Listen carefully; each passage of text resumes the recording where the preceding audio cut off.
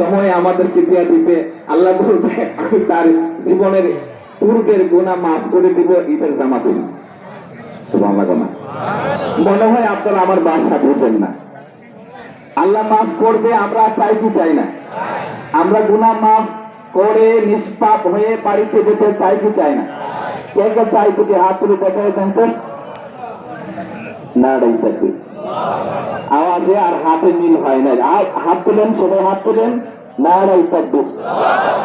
আরো জোরে নাড়াই থাকবে। নারা রিসালাত, নারা রিসালাত। হাত নামান। আল্লাহ কি আমাদের হাত দেখছিনি? আমরা তো নামাজ পড়ছি, আল্লাহ জানেনি। হাত তুলছি, মাপ চাই, নামাজ নাই, কিন্তু আল্লাহ ইচ্ছা করলে মাফ করতে পারে। কথা বলুন, মাফ করতে পারে না?